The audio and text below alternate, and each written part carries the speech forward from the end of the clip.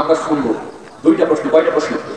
হযরত ওমর কোন দলিল দিয়ে মেয়েটার ঘরে প্রবেশ করলেন আর মেয়েটাই বা কেন বিরহের গান বলছিল? আছে না নাই? আমরা জানতে চাই, আমরা জানবো। وداعيا إلى الله بإذنه وسراجا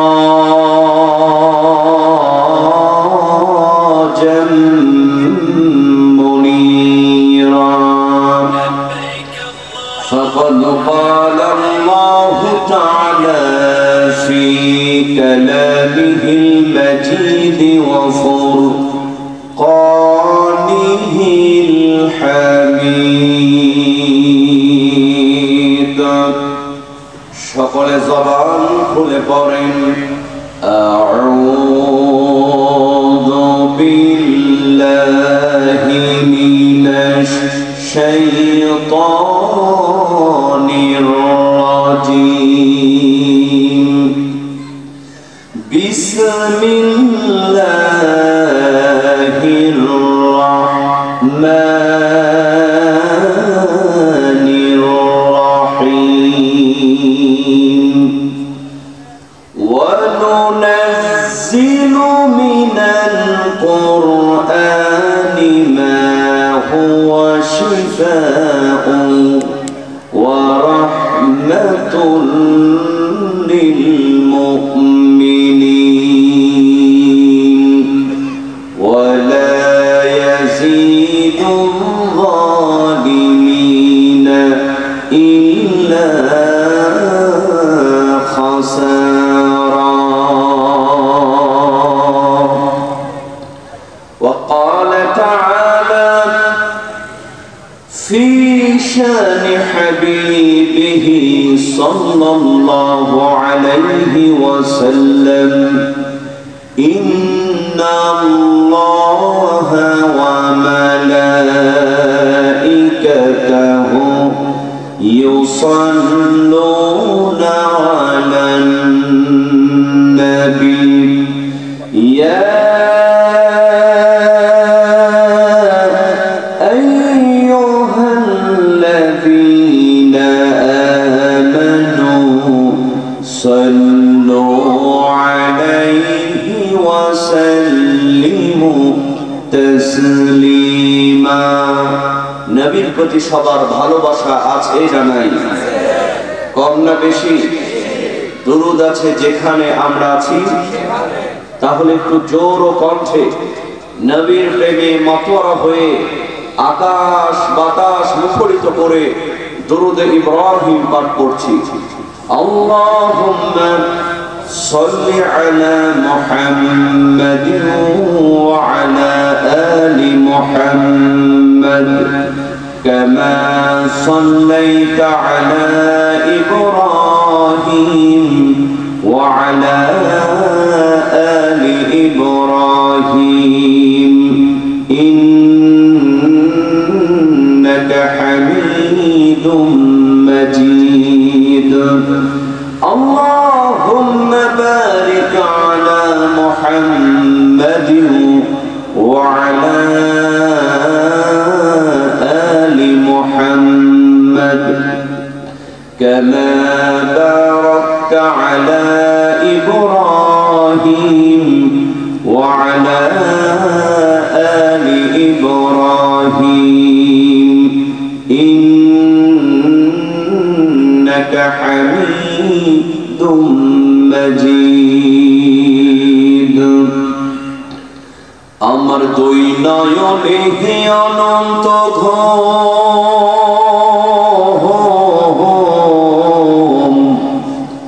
দুই নয়নে হে অনন্ত ঘুম দে ধুয়াইয়া দে মাটির বিছানাই তোরা দে শোয়াইয়া দে। কথা বলেন ঠিক কিনা? এই দুনিয়াতে অহংকার করবার কিছু আছে? নেতাগিরি করার কিছু আছে? আপনি যত বড়ই এমপি হন, যত বড়ই মন্ত্রী হন না কেন, এখনই যদি মারা যান ওই মসজিদের মাইক থেকে এলান করে আপনার লাশটা কবরে ফেলে আসা হবে, কথা বলেন ঠিক কিনা? আর জোরে চিল্লা এখন ঠিক কিনা? আমার দুই নয়নে অনন্ত ঘুম, দুই নয়নে অনন্ত ঘুম দেখো আইয়া দেহি, মাটির বিছানায় তোরা দেশ আইয়া দে, আমার মাটির বিছানায় তোরা দেশ আইয়া দে। কান্দিস না স্বজন তোরা, কান্দিস না ভাই গো, এই বিছানা একদিন করবি রে শয়ন, তোরাও করবি রে শয়ন। কথা বলেন ঠিক কিনা? কান্দিস না স্বজন তোরা, কান্দিস না ভাই বোন, এই বিছানা একদিন করবি রে শয়ন, তোরাও করবি রে শয়ন। আমায় তিন টুকরা কাপড় দিয়া, তিন টুকরা কাপড় দিয়া দে জড়াইয়া দে, মাটির বিছানায় তোরা দে শোয়াইয়া দে, আমার মাটির বিছানায় তোরা দে শোয়াইয়া দে, আমার মাটির বিছানায় তোরা দে শোয়াইয়া দে।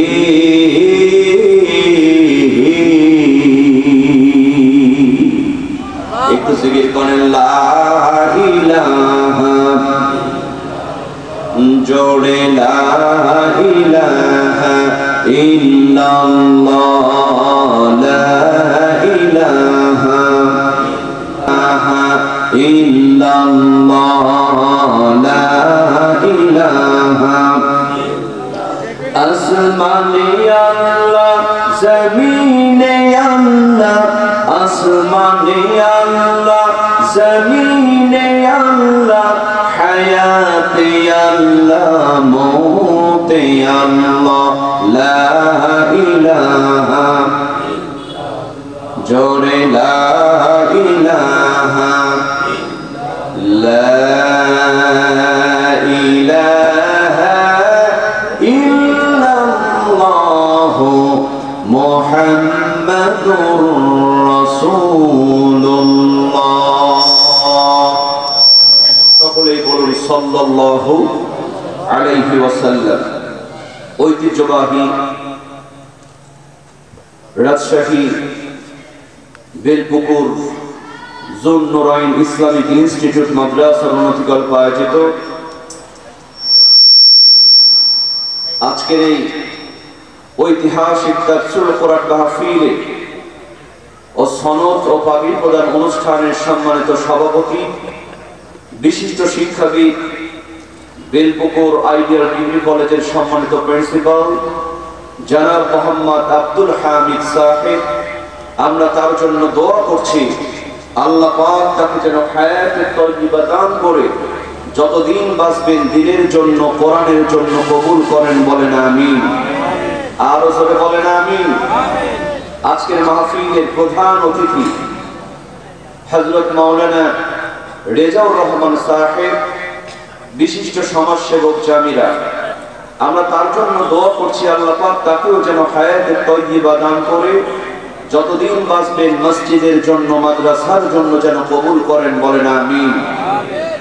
আজকের এই তাফসীর মাহফিলে বিশেষ অতিথিবৃন্দ অনেকেই আছেন, সবার নাম বলতে গেলে অনেক সময় লেগে যাবে।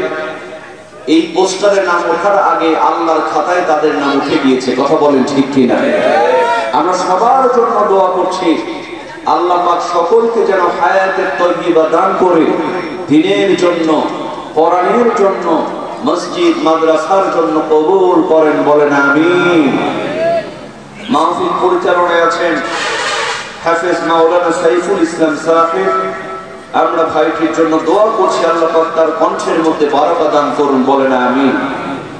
এই মাদ্রাসার যিনি ওস্তাদ, তিনি আমার ওস্তাদ, বিশিষ্ট হাফেজ সাহেব হাফেজ কারি হাবিবুর রহমান সাহেব। আমি প্রিয়স্তদের জন্য দোয়া করছি যতদিন পর্যন্ত তিনি বাঁচবেন এই মাদ্রাসার খেদমতে যেন আল্লাহ পাক তাকে কবুল করেন, বলেন আমিন। আরো জোরে বলেন আমি।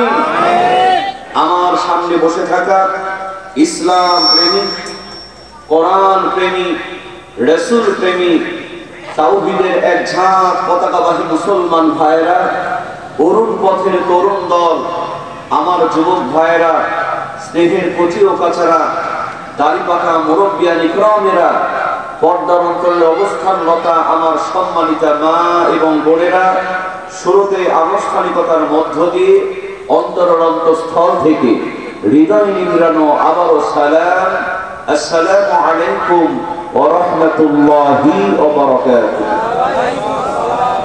ভাইজান দুইটা ব্যালেন্স করেন। হ্যাঁ, আপনারা সবাই কেমন আছেন? ভালো রাখার মালিককে। আমরা এখানে এসেছি, বসেছি, তৌফিক দিয়েছেন কে? আল্লাহ পাক কি সবাইকে কবুল করেছেন? এত সুন্দর আয়োজন, আমার তো মনে হয় এই এলাকার 10% লোকও কোরআনের ময়দানে বসে নাই। কথা বলেন ঠিক কি না?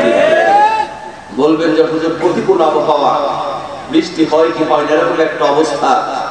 বাজার বিশ্বাস করেন, এখানে যদি আজকে তাফসীর মাহফিলের আয়োজন না হয়ে কনসার্টের আয়োজন হতো, যাত্রার প্যান্ডেল হতো, আর মমতাজকে যদি গান গাওয়ানো হতো, ফাইটে গান ওরে বুকটা বন্ধু যখন বলইয়া আমার বাড়ির সামনে দিয়া রঙ্গ করে হাইটে যায়, এই ফাটাফাটি যদি হতো, এই মাঠের মধ্যে জায়গা দেওয়া যেত?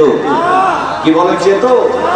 আশেপাশে যে বিল্ডিং গুলি আছে এগুলোতে বান্দর ঝুলা হয় 10,000 লোক ঝুলতো। কথা বলেন ঠিক কি? আল্লাহ পাক সেদিকে না নিয়ে দয়া করে করুণা করে জান্নাতি বাগানের জান্নাতি ফুল বানিয়েছেন। আমরা সবাই খুশি না বেজার? আরেকটু জোরে বলেন, খুশি না বেজার? যারা বলেন খুশি, মুখে নিয়ে হাসি, আওয়াজ দিয়ে বেশি উঁচু করে করলা, একটু চিৎকার দিয়ে বলেন আলহামদুলিল্লাহ। এই যে পেছন দিকে আপনারা কি কষ্ট পাচ্ছেন? বাজার মন খারাপ? অনেকের চেহারা দেখে মনে হচ্ছে আর সকালে বউ মারা গেছে। হ্যাঁ, মুসলমানদের আওয়াজ হবে সিংহের মতো, ঠিক কিনা? কিয়ামত পর্যন্ত যদি আল্লাহর প্রশংসা করা হয়, শেষ করা যাবে? কি বলেন যাবে? এটা কি আমার কথা না আল্লাহর কথা? আল্লাহ রাব্বুল আলামিন বলেন, ওয়ালাউ আন্না মা ফিল আরদি মিন শাজারাতিন আকলামু ওয়াল বাহরু ইয়ামুদ্দুহু মিন বা'দিহি সাব'আতু আবহুরিন মা নাফিদাত কালিমাতুল্লাহ। চিৎকার দিয়ে বলেন আল্লাহু আকবার। আল্লাহ রাব্বুল আলামিন বলেন, বান্দারে এই পৃথিবীর মধ্যে যতগুলো বৃক্ষ রয়েছে সমস্ত বৃক্ষগুলোর যদি কলম বানানো হয়, আর যতগুলো পানি রয়েছে আটলান্টিক মহাসাগর থেকে শুরু করে খাল বিল হাওর বাওর নদী নালার মধ্যে যতগুলো পানি রয়েছে সমস্ত পানিগুলোর যদি কালি বানানো হয়, আর আল্লাহর প্রশংসা লিখতে যদি শুরু করা হয়, লিখতে লিখতে সমস্ত পৃথিবীর বৃক্ষ নামক কলমগুলো ক্ষয় হয়ে যাবে, সমস্ত পৃথিবীর পানি নামক কালিগুলো ফুরায় যাবে, কিন্তু আল্লাহর প্রশংসা লিখে কোনোদিন শেষ করা যাবে না। আল্লাহ বলছেন, বান্দারি প্রশংসা করবা কেন, বরং করবা কেন? তুমি প্রকাশ্য এবং গোপনে যা কিছু করো আমি আল্লাহর সিসি ক্যামেরায় সব রেকর্ড হয়ে যায়। আল্লাহর দিয়া সিসি ক্যামেরা আছে না নাই? আল্লাহ বলছেন, কিরামান কাতিবিন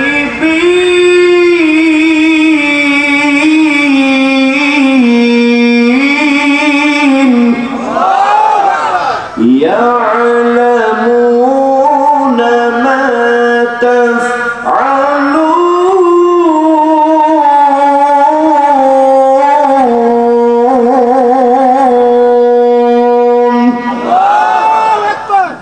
কান্দে দুই ফেরেশতা আছে না নাই? আছে না আমার মুক্তার, আছে না আমার ব্যারিস্টার, আছে না আমার মুক্তার, আছে না আমার ব্যারিস্টার, শেষ বিচারের হাইকোর্টে তিনি আমায় করবেন পার। আমরা পাপী আল্লাহ জামিনদার, আমরা পাপী আল্লাহ জামিনদার। কথা বলেন ঠিক কিনা? মনের ঘরে তালা দিয়া চাবি লইয়া আছেন সাই, আমি অধম সাধ্য কি তার হুকুম ছাড়া বাইরে যাই, হুকুম ছাড়া বাইরে যাই। মনোরে হে ওহো মনোরে, দুই কান্দে দুই মুহুরি লিতে আছেন ডায়েরি, দুই কান্দে দুই মুহুরি লিতে আছেন ডায়েরি। দলিল দেখা রায় দিবে, টাকা পয়সার নাই কারবার। আমরা পাপী আল্লাহ জামিনদার, আমরা পাপী আল্লাহ জামিনদার। চিৎকার দিয়ে বলেন না মারহাবা। তাহলে আওয়াজ আসতে হবে না জোরে হবে? কণ্ঠ দিয়েছেন কে? সুতরাং আল্লাহর প্রশংসা করতে গিয়ে যদি আমাদের কণ্ঠটা ভেঙেও যায়, কারো কোনো লস হবে? কি বলেন লস হবে? সবাই জোরে সরে আওয়াজ দিতে রাজি আছেন না? না সবাই রাজি আছেন তো? সবাই রাজি আছেন তো? আসুন দল মত নির্বিশেষে যার কণ্ঠে যত শক্তি আছে সমস্ত শক্তি উজাড় করে আবারও বলে উঠছি আলহামদুলিল্লাহ। সবাই বলেন রব্বানা লাকাল হামদ হামদান কাসীরান তাইয়িবান মুবারাকান ফীহি। প্রশংসা করলাম কার? আসুন আমরা এবার মূল তাফসীরের দিকে চলে যাই। আমার বন্ধুগণ, আমি আজকে আপনাদের সামনে পবিত্র কোরআনুল কারীমের একটি গুরুত্বপূর্ণ সূরা, সূরার নাম হলো সূরা বনী ইসরাঈল। জোরে বলেন নাম কি? সূরা বনী ইসরাঈলের 82 নাম্বার, কত নাম্বার? 82 নাম্বার আয়াত তেলাওয়াত করেছি। খুব অল্প সময় আলোচনা করব। সবাই কি শুনতে রাজি আছেন? শেষ পর্যন্ত সবাই থাকতে রাজি আছেন? কারা কারা রাজি নাই দু হাত তুলে দেখা। মাশাআল্লাহ, আমার অ্যাটেনশন আমার দিকে আছে। কথা বলেন ঠিক কি না? আল্লাহ সকলকে কবুল করুন, বলেন আমিন। আমি আসার আগে অনেকেই বলেছেন হুজুর একটু আজান শোনাবেন মক্কা মদিনার কণ্ঠে, ইউটিউবে শুনেছি। আমি বলেছি সব হবে, তবে লাস্টে মোনাজাতের আগে, আগে কোরআন থেকে তাফসীর হবে। কথা বলেন ঠিক কি না? আল্লাহ কবুল করুন, বলেন আমিন। তাহলে সূরার নাম কি? সূরা বনী ইসরাঈল। আয়াত নাম্বার কত? 82। আল্লাহ রাব্বুল আলামিন পবিত্র কোরআনুল কারীমে সূরা বনী ইসরাঈলের 82 নম্বর আয়াতের মধ্যে সুন্দর করে জানায় দিলেন, ওয়া নুনাজ্জিলু মিনাল কুরআনি মা হুয়া শিফাউন ওয়া রাহমাতুল লিল মুমিনিন।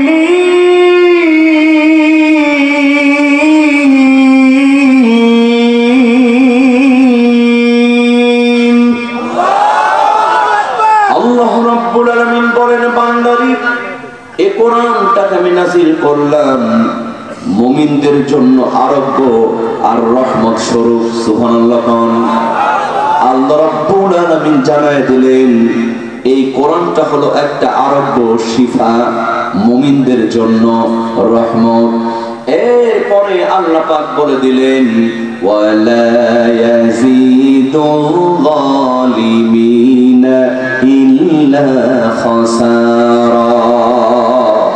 আল্লাহ রাব্বুল আলামিন বললেন মুমিনদের জন্য শিফা, মুমিনদের জন্য রহমত, কিন্তু জালেমদের জন্য এই কোরআনটা হলো একটা জ্বালা। ঠিক কি না? দুধ ভালো জিনিস, আইডিয়াল ফুড বলা হয়, কিন্তু যার পেট খারাপ তারে যদি দুধ খাওয়ান ওইটা কি ভালো হবে না আরো হিতে বিপরীত হবে? যা ছিল আরো সর্বনাশ হবে। আল্লাহ বলছেন বান্দারে মুমিনদের জন্য কোরআনটাকে আমি শিফা বানায় দিলাম, আরোগ্য বানায় দিলাম, জোরে কোন সুবহানাল্লাহ। কিন্তু জালেমদের জন্য এটা ব্যাকটেরিয়া হয়ে যাবে। কথা বল ঠিক কি না? গভীর মনোযোগ মুসলমান, এই কোরআনটা কেমন করে শিফা হয়ে গেল? বিশ্ব নবীজির হাতের মধ্যে একবার বল্লা পোকায় কামড় দিল। আমার ভাইয়েরা বলেন তো, বল্লা পোকায় যদি কামড় দেয় প্রচন্ড ব্যথা, প্রচন্ড যন্ত্রণা হয় কি হয় না? আল্লাহ নবীজি কামড় খেয়ে বললেন, হাই রে পোকা, তুই মানুষও চিনলি না, নবীও চিনলি না। এক কামড় যখন দিয়েছে প্রচন্ড ব্যথা যন্ত্রণা আছে না নাই? আল্লাহর নবীজি হযরত আয়েশা রাদিয়াল্লাহু তাআলা আনহাকে ডাক দিয়ে বললেন, আয়েশা রে, জলদি করে লবণ পানি গরম করে হাতের মধ্যে ঢালো। হযরত আয়েশা রাদিয়াল্লাহু তাআলা আনহা লবণ পানি গরম করে নিয়ে এসে বিশ্ব নবীজির হাতের মধ্যে ঢালতে শুরু করলেন। আর আল্লাহর নবীজির জবান দিয়ে বের হয়ে গেল, আলহামদুলিল্লাহি রাব্বিল আলামিন আর রাহমানির রহিম মালিকি ইয়াউমিদ্দিন ইয়্যাকা না'বুদু ওয়া ইয়্যাকা নাস্তাঈন ইহদিনাস সিরাতাল মুস্তাকিম সিরাতাল লাযীনা আন'আমতা আলাইহিম গায়রিল মাগদুবি আলাইহিম ওয়ালাদ-দাল্লিন। জোরে জোরে বলেন না বাবা আমিন। আল্লাহর নবীজি জবান দিয়া সূরা ফাতিহা পাঠ করা শেষ হয়ে গেল। হযরতে আয়েশা রাদিয়াল্লাহু তাআলা আনহার লবণ পানি গরম করে ঢালাও শেষ হয়ে গেল। আল্লাহর নবীজির হাতের ব্যথাও দূর হয়ে গেল। জোরে কোন সুবহানাল্লাহ। হযরত আয়েশা রাদিয়াল্লাহু তাআলা আনহা বলেন, প্রাণের স্বামী, শুধু তো সূরা ফাতিহা পাঠ করলেই হতো, আপনি কিসের জন্য লবণ পানি গরম করে ঢালতে শুরু করলেন? আল্লাহ নবীজি বললেন, আয়েশা, এই লবণ পানির মধ্যে আছে আরোগ্য। বর্তমান মেডিকেল সায়েন্স গবেষণা করে দেখেছে এই লবণের মধ্যে আছে সোডিয়াম ক্লোরাইড। সুবহানাল্লাহ কোন।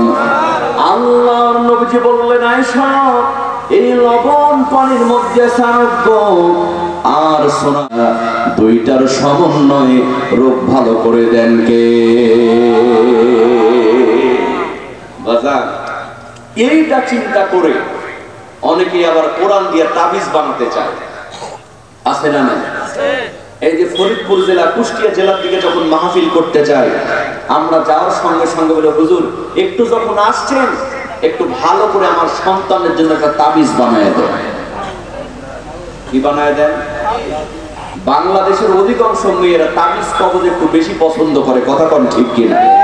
এজন্য দেশে গানও তৈরি হয়, ও মন বানিয়া বন্ধু রে একটা তাবিজ বানায়া দে।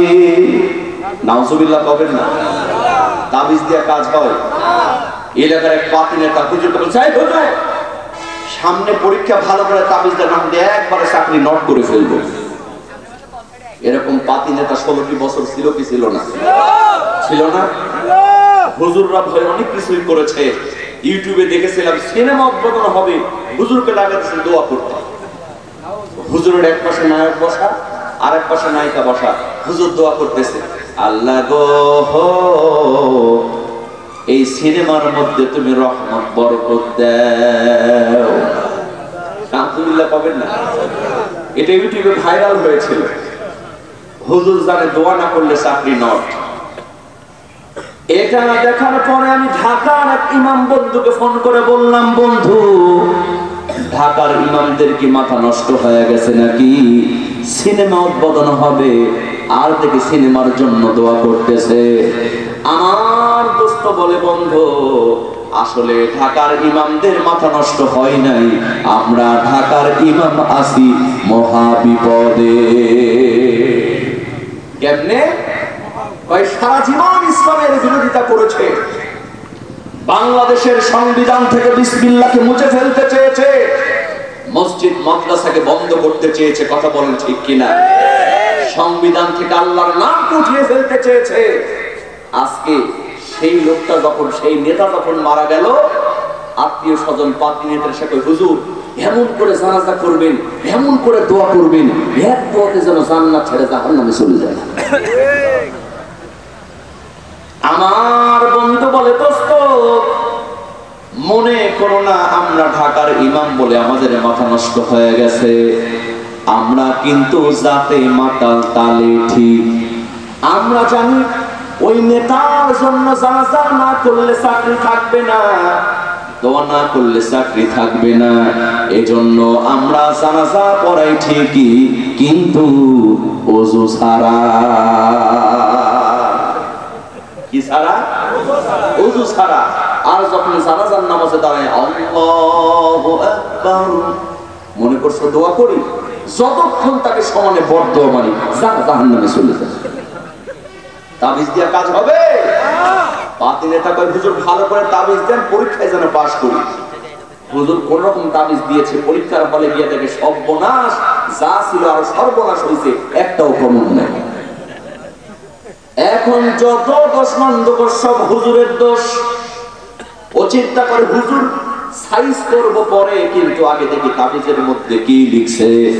তাবিজ খুলে দেখে ছোট্ট সিরকুটের মধ্যে লেখা, পড়লে পাস, না পড়লে কিন্তু সর্বনাশ।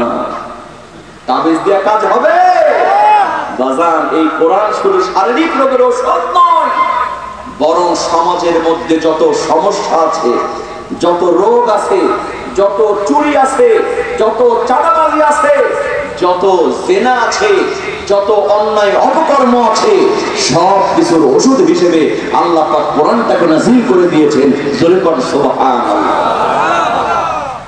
গভীর মনোযোগ মুসলমান, এই কোরআন এমন একটা ঔষধ, এই কোরআন যদি সংসদের মধ্যে একবার কায়েম হয়ে যায়, বিশ্বাস করেন মুসলমান, একটা সপ্তাহ যদি কোরআনের আইন চলে, বাংলাদেশে কোন চুরি বাটপারি জেনা ব্যভিচার থাকবে না।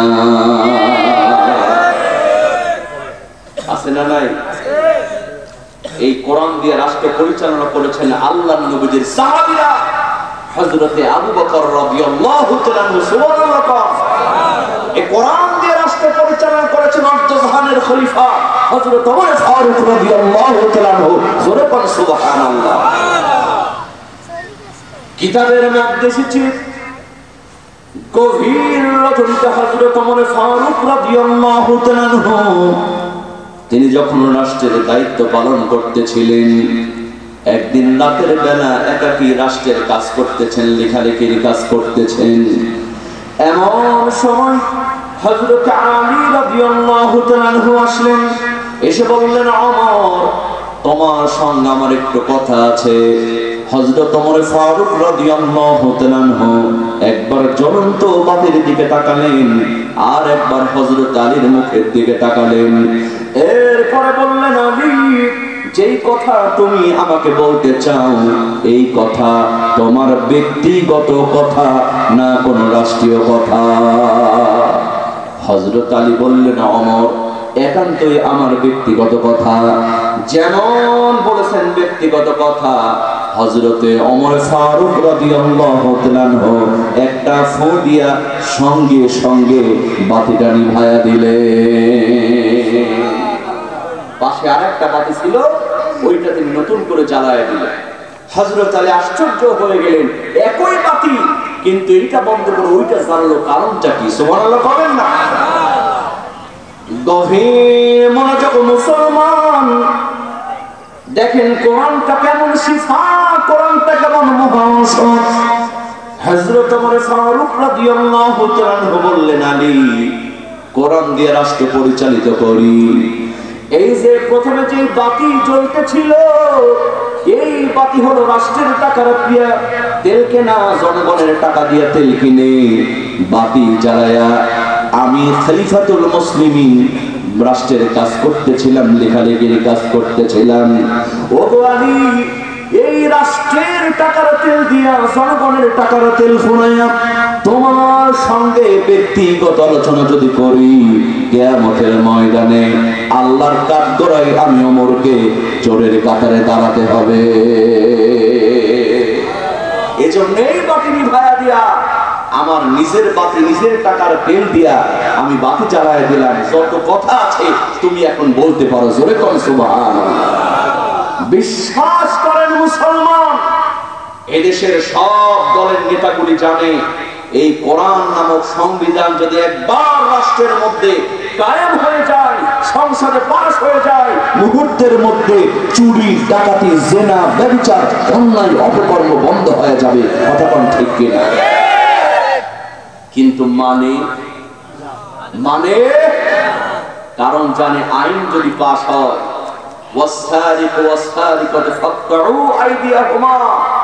এই কোরআনের আইন দিয়া নেতা যখন গম চুরি করবে, জনগণের সম্পত্তি লুণ্ঠন করবে, রডের জায়গায় বাঁশ দিবে, ওই নেতার হাত আগে কাটা পড়বে। কথা কোন ঠিক কিনা? সবাই জানে কোরআন ভালো, কিন্তু মানে আচ্ছা বলেন তো বাজান, সব ভালো সবাই কি চায়? কথা বোঝেন নাই? সব ভালো জানার পরও সবাই কিন্তু চায় না। দেখেন এলাকার এক অন্ধ যুবক, বিয়ের সময় বিয়ে হয় না, মুরব্বীরা চিন্তা করছে অন্ধ যুবক, তার তো একটা মন আছে। কথা কোন ঠিক কি? সবাই চিন্তা করলো তার তো একটা বিয়ে দেওয়া দরকার। খুঁজতে খুঁজতে পাশের গ্রামে একটা মেয়ে পেল, পেটে কুৎসিত কদাকার চেহারা। মেয়েটারও বিয়ে হচ্ছে না, কেউ বিয়ে করতে চায় না। মুরব্বীরা চিন্তা করলো অন্ধের কাছে কালাও যা, ধলাও তা, ঠিক কিনা? মুরব্বীর ওই কালো মেয়েটার সঙ্গে অন্ধ যুবকের বিয়ে দিয়েছে। 3 বছর সংসার করছে। কয় বছর? 3 বছর সংসার করার পরে হঠাৎ একদিন আপনাদের বেলপুকুর বাজারে মাইকিং হচ্ছে, চক্ষু শিবির আগামী শুক্রবার নাটোর সদর হাসপাতালে চোখের ফ্রি চিকিৎসা দেওয়া হবে, আপনারা সবাই আমন্ত্রিত। চক্ষু শিবির এরকম মাইকিং মাঝে মধ্যে হয় কি হয়? এই অন্ধ যুবক এই মাইকিং শোনার পরে বাড়িতে এসে বিবির ডাক দিয়ে বলে, প্রাণের বিবি, এতদিন পর্যন্ত আমি টাকার অভাবে চোখের ভালো চিকিৎসা করাতে পারি নাই। আগামী শুক্রবার ঢাকা থেকে নাটোর সদর হাসপাতালে চোখের বড় বড় ডাক্তার আসবে, ফ্রি চিকিৎসা করাবে। আমার চোখটা আমি দেখাবো, আল্লাহ চাইতো আমার চোখটা ভালো হতেও পারে। আমার বন্ধুগণ বলেন তো, এই কথা যখন তার কালো বউরে বলছে, ওর কালো বউ খুশি না বেজার? খুশি? বউ বেজার। বউ চিন্তা করে সর্বনাশ, চোখ ভালো হবে এটা ভালো কথা, কিন্তু চোখ যদি ভালো হয় আর বাড়িতে এসে আমার বেটে কুৎসিত কদাকার চেহারা যদি একবার দেখে, এই বাড়ি সব থাকবে, শুধু আমি তালাক হয়ে চলে যাব। বউ দোয়া করতে, আল্লাহ গো আমার স্বামীর চোখ যেন জীবনে ভালো না হয়। এদেশের সব নেতাগুলি জানে এই কোরআন নামক মহৌষধ দিয়া সমাজ থেকে সকল প্রকার অন্যায় অপকর্ম দূর করা সম্ভব, কিন্তু মানে না।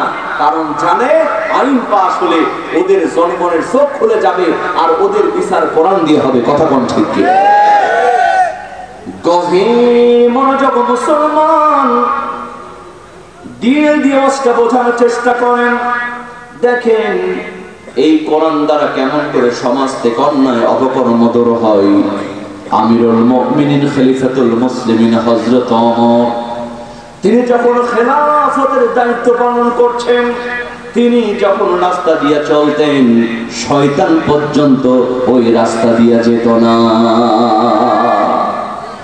একদিন রাতের বেলা আমিরুল মুমিনিন খলিফাতুল মুসলিমিন হযরত ওমর তিনি বাড়ি থেকে বের হয়ে গেলেন এলাকার জনগণ কেমন আছে দেখার জন্য। আমার আমার ভাইয়েরা খেয়াল করবেন, এই কোরআন যদি সংসদে পাস হয়ে যায়, জনগণ আরামে ঘুমাবে আর নেতারা জেগে জেগে পাহারা দিবে। কথা কোন ঠিক কিনা? থাকলে জনগণ জেগে জেগে কষ্ট করবে আর অসংখ্য নেতা বোতল খায় ঘুমাবে। কথা কোন ঠিক কিনা? আছে না নাই?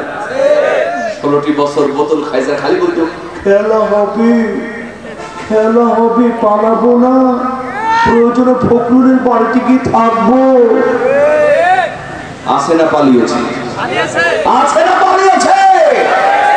কোথায় কালা মানিক, কোথায় কাদের কাকা, কোথায় গেল ওই নেতাদের গরম গরম কথা? খেলা হবে খেলা হবে খেলা হবে বলে কাকা গেল পালাইয়া, স্বৈরাচার পালাইছে দেশটা ছাড়িয়া, সকলের মুখে হাসি আসলো ফিরিয়া। কথা কোন ঠিক কিনা?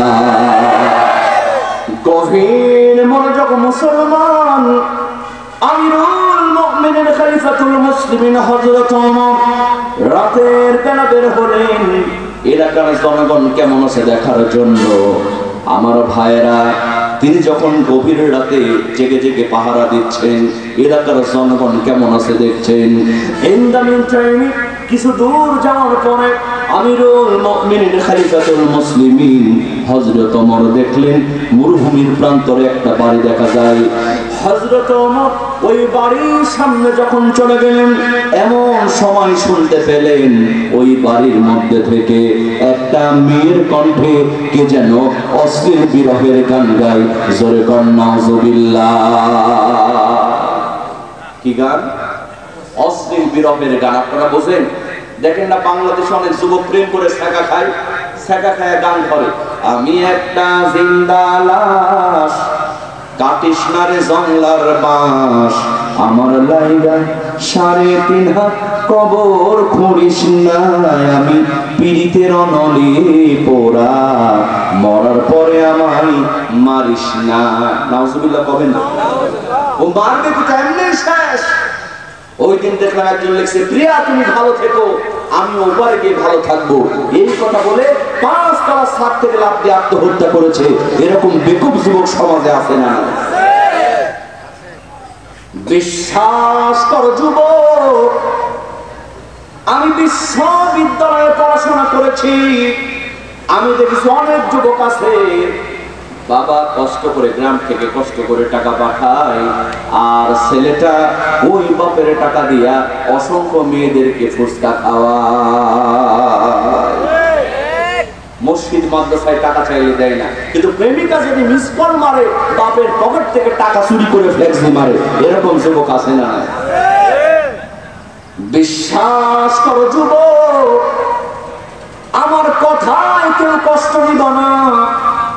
আমি 100% গ্যারান্টি দিয়ে বলতেছি, যে মেয়েটার জন্য তুমি সময় নষ্ট করেছো, 3 বছর 4 বছর প্রেম করার পরে টাকা পয়সা নষ্ট করেছো, 3 বছর 4 বছর হয়ে গেছে, এরপরে ওই মেয়েটার যখন ডাক্তার, ইঞ্জিনিয়ার, বিসিএস ক্যাডার এরকম ছেলের পক্ষ থেকে বিয়ের প্রস্তাব চলে আসে, তখন কিন্তু তোমার ছাকা দিয়া ওই ডাক্তার, ইঞ্জিনিয়ার, টাকলার হাত ধরে চলে যায়। তুমি যার লাগিয়া এমবি ভরো, তার তো বাটন ফোন। লাভ আছে? কেমন করে বুঝবে রে সে, কেমন করে বুঝবে রে সে, ডিজিটাল তোর মন। তুমি যার লাগিয়া, তুমি যার লাগিয়া এমবি ভরো, তার তো বাটন ফোন। নাউজুবিল্লাহ কবেন না? কোন লাভ আছে?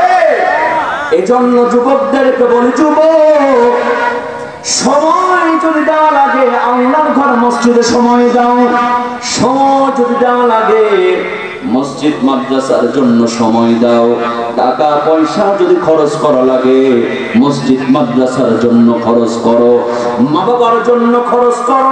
প্রেম করার প্রয়োজন নাই, আল্লাহ পাক সতী সুন্দরী মেয়ে তোমার জন্য তোমার বাড়িতে বউ বানায়া পাঠায়া দেবে। কি বিশ্বাস থাকবে? মনে থাকবে? আল্লাহ কবুল করুন, বলেন আমিন। হযরত ওমর যখন বিরহের গান শুনলেন, বলেন তো তার মেজাজ ভালো হবে না খারাপ হবে? আমিরুল মুমিনিন খলিফাতুল মুসলিমিন হযরত ওমর ফারুক রাদিয়াল্লাহু তাআলা বলছেন, আমি যখন শুনলাম আমার মেজাজটা গরম হয়ে গেল। আমার পবিত্র আল কোরআনুল কারীমের সূরাতুল লুকমান, আমার বন্ধুগণ বলেন তো সূরার নাম কি? সূরাতুল লুকমান। এই সূরা লুকমানের 6 নম্বর আয়াতটা মনে করো কেন? হযরত ওমর বলেন, কার এত বড় সাহস আমার রাষ্ট্রের মধ্যে পবিত্র কোরআনুল কারীমের সূরাতুল লুকমানের 6 নম্বর আয়াত দ্বারা আইন তৈরি করা আছে। ওয়া মিনান নাসি মান ইয়াশতারি লাহুল হাদিসি লিয়ুদিল্লা আন সাবিলিল্লাহ। চিৎকার দিয়ে বলেন আল্লাহু আকবার। আল্লাহ রাব্বুল আলামিন সূরাতুল লুকমানের 6 নম্বর আয়াত দ্বারা জমিনের মধ্যে সকল অশ্লীল গান বাজনা, বিরহের গান, সেকা খাওয়া গান কিয়ামত পর্যন্ত নিষিদ্ধ করেছেন। জোরে কোন আইন টাকা। হযরত ওমর ফারুক রাদিয়াল্লাহু তাআলা বলেন, কার এত বড় সাহস আমার রাষ্ট্রের মধ্যে কোরআন নামক সংবিধান দিয়া আইন তৈরি করা আছে, অশ্লীল বিরহের গান নিষিদ্ধ করা আছে। কার এত বড় সাহস এই গভীর রজনীতে আইন ভঙ্গ করে অশ্লীল বিরহের গান গায়?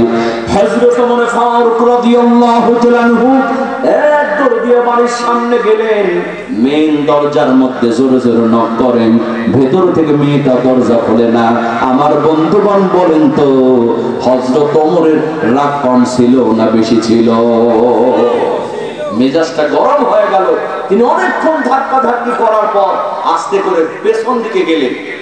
সামনের দরজা খোলা হলো না। বাড়ির পেছন দিকে চলে গেলেন, আর একটা ছোট্ট দরজা দেখতে পেলেন।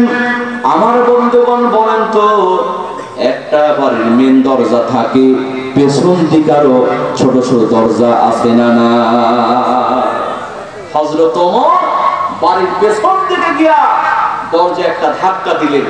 দেখেন মুসলমান, কোরআন দিয়ে কেমনে সমাজ থেকে অন্যায় অপকর্ম দূর হয়, কোরআনটাকে কেন আল্লাহ শিফা বলছেন। হযরত ওমর ধাক্কা দিলেন, দরজা খুলে গেল। হযরত ওমর দৌড় দিয়া ভিতরে ঢুকলেন। জোরে কোন সুবহানাল্লাহ।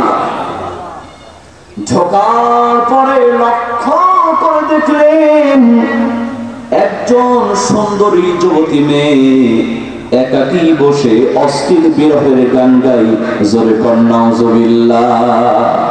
হযরত ওমর ফারুক রাদিয়াল্লাহু তাআলা বললেন, ও মেয়ে, তুমি কি জানো না পবিত্র কোরআনুল কারীমের সূরাতুল লুকমানের 6 নম্বর আয়াত দ্বারা আমার রাষ্ট্রের মধ্যে সকল অশ্লীল বিরহের গান নিষিদ্ধ করা আছে। ও মেয়ে, এই গভীর রজনীতে কেন তুমি কোরআনের আইন লঙ্ঘন করে অশ্লীল বিরহের গান বলছো? ওমরের চোখে ধরা পড়েছ। তোমার কিন্তু কোরআন দিয়ে একটা বিচার হবে। চিৎকার দিয়ে বলেন না বাবা সুবহানাল্লাহ। কি দিয়ে বিচার হবে? কি দিয়ে বিচার হবে? মেয়েটি সঙ্গে সঙ্গে বললেন, আমিরুল মুমিনিন, আপনি আমার বিচার করবেন, সমস্যা নাই যদি আমি কোরআনের আইন লঙ্ঘন করে থাকি। কিন্তু আমার প্রশ্ন হলো, এই কোরআনের আইন শুধু কি আমার জন্য, না আপনি ওমরের জন্য আইনটা সমান? জোরে কোন সুবহানাল্লাহ। হযরত ওমর ফারুক রাদিয়াল্লাহু তাআলা সঙ্গে সঙ্গে বলছেন, মেয়ে কি বলো তুমি? এই কোরআনের আইন তুমি জনগণ তোমার জন্য যেমন, আমি রাষ্ট্রপ্রধান ওমরের জন্য তেমন। বাজান, কোরআন যদি সংসদে পাশ হয়ে যায়, এই কোরআন নামক ঔষধ যদি আমরা প্রয়োগ করি, সবার বিচার হবে সমান। কথা কোন ঠিক কিনা? কিন্তু কোরআন না থাকলে সবার বিচার কি সমান হয়? বিগত 16টি বছর আমরা দেখলাম, হাই হাই, বাংলাদেশের একজন নায়ক, নাম হলো তার শাকিব খান। কি খান? সে একটা বাচ্চা পয়দা করলো, বাচ্চার মায়ের নাম হলো নায়িকা অপু বিশ্বাস। এর কয়েকদিন পরে আরেকটা বাচ্চা পয়দা করলো, বাচ্চার মায়ের নাম হলো নায়িকা বুবলি, কথা কোন ঠিক কিনা? তার নিয়ে গান তৈরি হলো, কেউ ফেরে না খালি পেটে সাকিব বাবার দরবারে। এখন আর পীরের দরবারে যাওয়া লাগে না, যে সাকিব খানের কাছে যায় একটা করে বাচ্চা নিয়ে মিডিয়ার সামনে হাজির হয়, কথা কোন ঠিক কিনা? বিশ্বাস করেন মুসলমান, এই বাংলাদেশের কোন বুদ্ধিজীবী, কোন প্রশাসনের লোক, কোন আইনজীবী একটাবার কি সাকিব খানকে জিজ্ঞেস করেছিল, ও সাকিব খান, তুমি যে বিয়ে করেছো তোমার কাবিননামা কই? কেউ বলেছে? কেউ বলেছে? অথচ এই দেশে কোরআনের পাখি আল্লামা মামুনুল হক তিনি যখন তার স্ত্রীকে নিয়ে বেড়াতে গেলেন, আগে জিজ্ঞেস করা হলো তোর কাবিননামা কই, কথা কোন ঠিক কিনা? নায়িকা পরিমণি যখন জেল থেকে বের হলো, তার হাতের মধ্যে পায়ের মধ্যে মেহেদি লাগানো থাকলো, কিন্তু কোরআনের পাখি আল্লামা সাইদি রাহমাতুল্লাহি আলাইহি, মুফতি আমির হামজা, রফিকুল ইসলাম মাদানী, তারা যখন জেল থেকে বের হতো তাদের হাতের মধ্যে পায়ের মধ্যে ডান্ডা বেরি লাগানো থাকতো। দেশ ছিল একটা, কিন্তু বিচার ছিল দুই রকম, কথা কোন ঠিক কিনা? ও মুসলমান, এই কোরআনের আইন যদি সংসদে পাশ হয়ে যায়, নেতা জনগণ কে কোন দল সবার বিচার হবে সমান, কথা কোন ঠিক কিনা? হযরত ওমর ফারুক রাদিয়াল্লাহু তাআলা বলেন, মা ও মেয়ে, তুমি জনগণ তোমার জন্য কোরআনের আইন যেমন, আমি রাষ্ট্রপ্রধান ওমরের জন্য আইন তেমন। সুবহানাল্লাহ কোন? সঙ্গে সঙ্গে মেয়েটি বলছেন, ও আমিরুল মুমিনিন খলিফাতুল মুসলিমিন, যদি সবার জন্য আইন সমান হয়, লঙ্ঘন করেছি, আপনি বিচার করবেন, সমস্যা নাই, কিন্তু আমি লক্ষ্য করে দেখলাম আমার সামনে আপনি দাঁড়িয়ে আছেন, এই মুহূর্তে কোরআনের একটা নয়, দুইটা নয়, তিনটা নয়, আপনি পবিত্র আল কোরআনুল কারীমের 4টা আইন লঙ্ঘন করেছেন। আমি করেছি একটা, আর আপনি করেছেন কয়টা? সুবহানাল্লাহ, বাড়িতে গিয়ে বলে। বর্তমান কি প্রধানমন্ত্রীর সামনে এমন কথা বলতে পারবেন? বাজান, কোরআন যদি আইন পাস হয়ে যায়, কোরআন যদি ঔষধ হিসেবে আমরা নিতে পারি, জনগণ, নেতা সবাই তার কথাগুলো বলতে পারবে, কথা কোন ঠিক কিনা? হযরত ওমর ফারুক রাদিয়াল্লাহু তাআলা সঙ্গে সঙ্গে বললেন, মেয়ে, আমি মনে করেছিলাম অল্পের মধ্যে তোমার বিচারটা করে দেব, কিন্তু তুমি তো আমার মেজাজটা গরম করে দিলা। ও মেয়ে, এই গভীর রজনীতে তোমার সামনে দাঁড়ায়া আমি পবিত্র আল কোরআনুল কারীমের কোন 4টা আইন লঙ্ঘন করেছি, যদি দলিল প্রমাণ দিতে না পারো, ওমরের কাঠগড়াই তোমার কিন্তু ডবল বিচার হবে। আমার ভাইরা, গভীর মনোযোগ দেওয়াটা বোঝার চেষ্টা করেন। দেখেন কোরআনকে আল্লাহ কেমন করে শিফা বানায় দিয়েছেন, কেমন করে কোরআন দিয়ে সমস্ত অন্যায় অপকর্ম দূর করা সম্ভব। ও মুসলমান, মেয়েটি বলছেন, আমিরুল মুমিনিন খলিফাতুল মুসলিমিন, আপনি পবিত্র কোরআনুল কারীমের প্রথম নাম্বার যে আইনটা লঙ্ঘন করেছেন, আপনি পবিত্র আল কোরআনুল কারীমের সূরাতুল হুজুরাত, আমার বন্ধুগণ বলেন তো সূরার নাম কি? সূরাতুল হুজুরাত। এই সূরা হুজুরাতের 4 নম্বর আয়াতের মধ্যে দেখেন আল্লাহ পাক বলছেন, ইন্নাল্লাযীনা ইউনাদুনাকা মিন ওয়ারাইল হুজুরাতি আকসারুহুম লা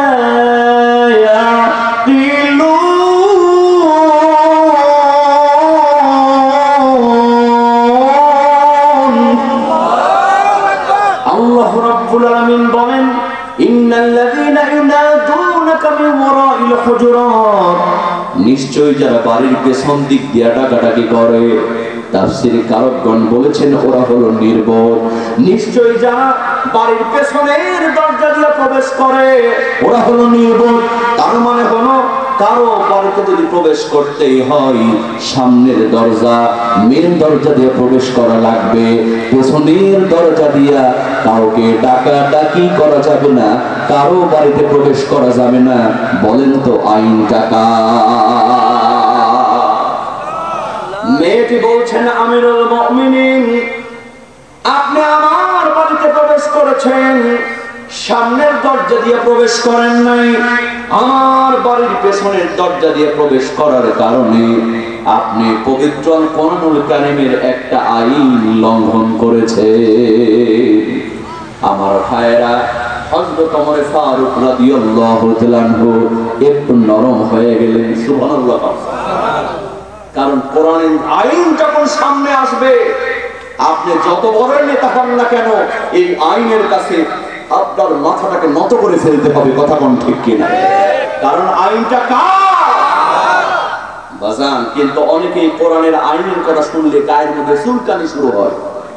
বুঝবেন ওদের শরীরে আবু জেহেলের রক্ত বিদ্যমান। কথা কোন ঠিক কিনা?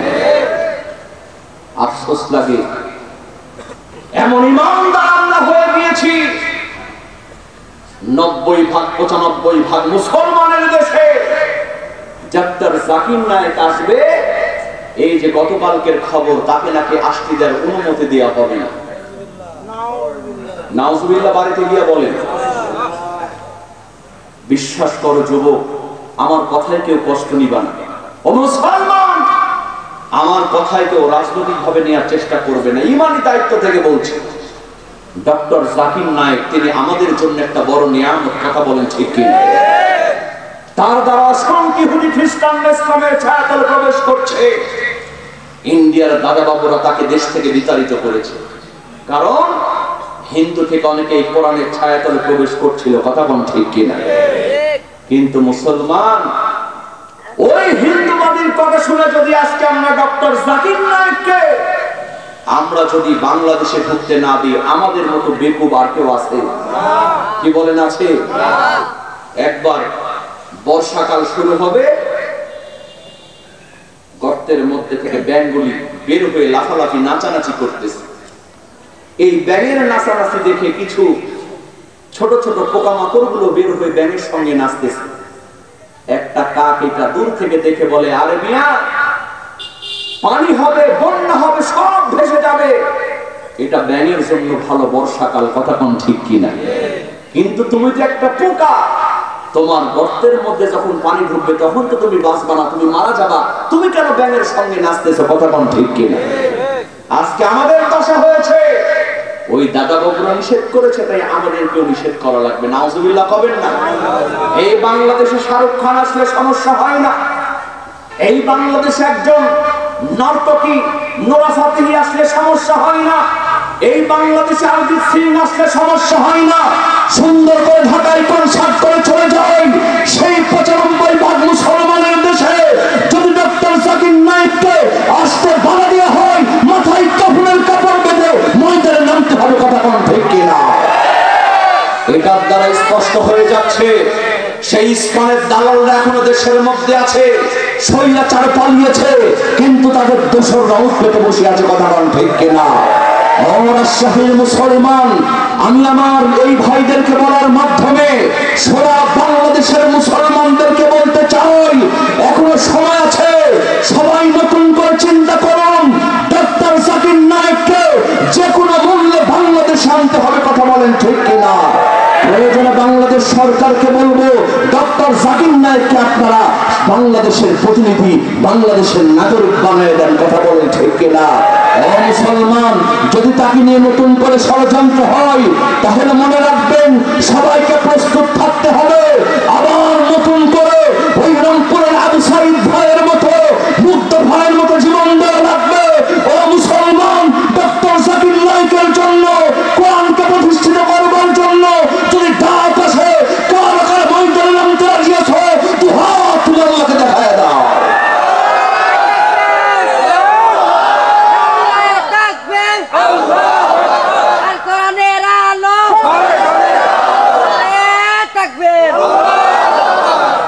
বিশ্বাস করেন মুসলমান, এই কথা শোনার পরে যদি কারো চুলকানি হয় মনে করবেন ওর শরীরে আবু জেহেলের রক্ত বিদ্যমান। কথা কোন ঠিক কিনা? নেতা যারা হবে তারা নত জানু হয়ে যাবে। হযরত ওমর ফারুক রাদিয়াল্লাহু তাআলা আনহু তিনি নত হয়ে গেলেন। তিনি বললেন, মা এবার তুমি বলো আমি 2 নাম্বার কোন আইনটা লঙ্ঘন করেছি? জোরে কোন সুবহানাল্লাহ। গভীর মনোযোগ মুসলমান। সঙ্গে সঙ্গে মেয়েটি বলতেছে, আমিরুল মুমিনিন ও খলিফাতুল মুসলিমিন, আপনি পবিত্র আল কোরআনুল কারীমের সূরাতুন নূর এর 27 নম্বর আয়াতের মধ্যে দেখেন আল্লাহ পাক বলছেন, ইয়া আইয়ুহাল্লাযীনা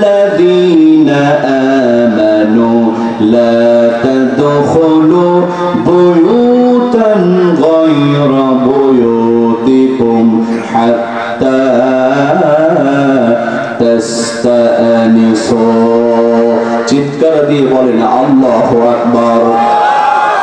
আল্লাহ রাব্বুল আলামিন বলেন, ইয়া আইয়ুহাল্লাযীনা আমানু, হে ঈমানদারেরা, লা তাদখুলু বুয়ুতান গায়রা বুয়ুতিকুম, খবরদার খবরদার কারো ঘরে প্রবেশ করো না। হাত্তা তাস্তানিসু, ইস্তানাসা ইস্তানিসু, বাব ইস্তিফাল থেকে, তার মানে হলো পারমিশন নিয়ে, অনুমতি নিয়ে। আল্লাহ পাক জানায় দিলেন পারমিশন না নিয়া, অনুমতি না নিয়া কারো ঘরে প্রবেশ করা যাবে না। বলেন তো আইনটা কার?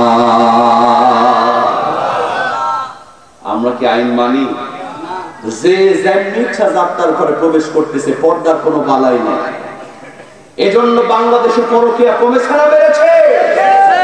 সমাজে সমাজে ঘরে ঘরে পরকীয়া শুরু হয়েছে, পর্দা নাই। আহা মা বোনরা, ও মা, আপনি যদি এখনই মারা যান আপনার কাফনের কাপড় হবে 5 টুকরা। কথা কোন ঠিক কিনা? মরার পরে কয় টুকরা? কিন্তু জীবিত অবস্থায় আগে ছিল 3 পিস, এরপরে আসলো 2 পিস, বর্তমানে চলতেছে 1 পিস। কথা কোন ঠিক কিনা? রাস্তার মধ্যে যারা 1 পিস পরে ঘোরে এরা তো আপনার আমারই সন্তান। কথা কোন ঠিক কিনা? আপনি দোয়া করতে আল্লাহ আমারে জান্নাত দেয়, আল্লাহ আমারে জান্নাত দেয়, আর আপনার মেয়েটা 1 পিস পরে ঘুরে বেড়াচ্ছে, বিশ্বাস করেন মুরব্বি, ওই জান্নাত হবে না। কথা কোন ঠিক কিনা? 2 পিস জুব্বা পরিহিয়া আতসুর মামা খাইয়া তুমি আসে বসলে চাচা জালসাই, সবকিছু কি মেলে যুগ ভাই চাচারে, সবকিছু কি মেলে যুগ ভাই। কথা কোন ঠিক কিনা? খেয়াল রাখতে হবে আপনার মেয়েটা পর্দা করছে কিনা, আপনার বাড়িতে পর্দা পালন হচ্ছে কিনা। আজকে সব হচ্ছে উল্টা। মেয়েদেরকে বলা হলো, মেয়েরা তোমরা টাকনুর নিচে কাপড় পরো, পায়জামা পরো, কিন্তু অধিকাংশ মেয়েরা এখন টাকনু থেকে এক বৃদ্ধ করে পায়জামা পরে, ওই পায়জামার নাম আবার দিয়েছে প্লাজো। ঠিক কিনা? বিশ্বাস করো যুবক, যুবকদেরকে বলা হলো তোমরা টাকনুর উপরে কাপড় পরো, কিন্তু যুবকেরা টাকনুর উপরে পরে না, টাকনুর নিচে প্যান্ট পরে। সব উল্টা, সব উল্টা। রাস্তা ঘাট দিতে দিতে ক্ষয় হয় যে তবু যুবক ঘোষ পায় না। মেয়েদের পড়ার কথা নিচে ওরা পড়ছে উপরে, আর যুবকদের পড়ার কথা উপরে ওরা পড়তেছে নিচে। কথা কোন ঠিক কিনা? এখন আবার নতুন স্টাইল বেরিয়েছে, জাইনটা বের হয়ে থাকে।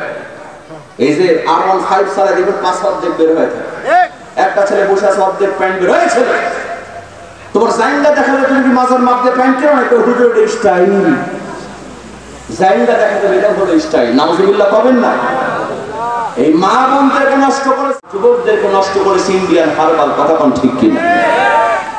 কারণ মেডিকেল সায়েন্স বলছে যেই যুবকগুলি টাকনু থেকে রাখবে আর ক্লিন সেট করবে, বর্তমান মেডিকেল সায়েন্স জানায় দিচ্ছে তাদের আস্তে আস্তে যৌন শক্তি হারায়া যাবে। যেখানে যাবেন হারবালের poster, Kolkata herbal, Indian herbal, আবার অ্যাড হয়, আপনি কি বিয়ে করতে ভয় পাচ্ছেন? আপনি কি বিশেষ মুহূর্তে নিজেকে দুর্বল ভাবেন? তাহলে আজই চলে আসুন ইন্ডিয়ান হারবাল। যুবকেরা সমানে কিনতেছে, অনেক মুরব্বীরাও কিনে দেখে শেষ বয়সে যদি কাজ হয়। নাউজুবিল্লাহ করবেন না? কোরআনের আইন যদি সমাজে পাস হয়ে যেত, একটা হারবালের পোস্টার কেউ দেয়ালে লাগাতে পারতো না। কথা কোন ঠিক কিনা? ঘরে ঘরে পর্দা করতে বাধ্য হয়ে যেত। বাজান, আল্লাহ বলছেন খবরদার, অনুমতি ছাড়া কারো ঘরে প্রবেশ করা যাবে? প্রবেশ করা যাবে? মেয়েটি বলছেন আমিরুল মুমিনিন ও খলিফাতুল মুসলিমিন, আপনি আমার ঘরে প্রবেশ করেছেন, একটা বারের জন্য তো পারমিশন নেন নাই। পারমিশন না নেওয়ার কারণে আপনি পবিত্র আল কোরআনুল কারীমের 2টা আইন লঙ্ঘন করেছেন। জোরে কোন সুবহানাল্লাহ। আমার ভাইরা, হযরত ওমর আরেকটু নরম হয়ে গেলেন। এরপরে বললেন, মা এবার তুমি বলো আমি 3 নাম্বার কোন আইনটা লঙ্ঘন করেছি? সঙ্গে সঙ্গে মেয়েটি হযরত ওমরকে অবাক করে দিয়ে বলছেন, আমিরুল মুমিনিন ও খলিফাতুল মুসলিমিন, আপনি পবিত্র কোরআনুল কারীমের সূরাতুন নূর, এই সূরা নূরের 27 নম্বর আয়াতের শেষ অংশে দেখেন আল্লাহ পাক বলছেন, ওয়া তুসাল্লিমু আলা আহলিহা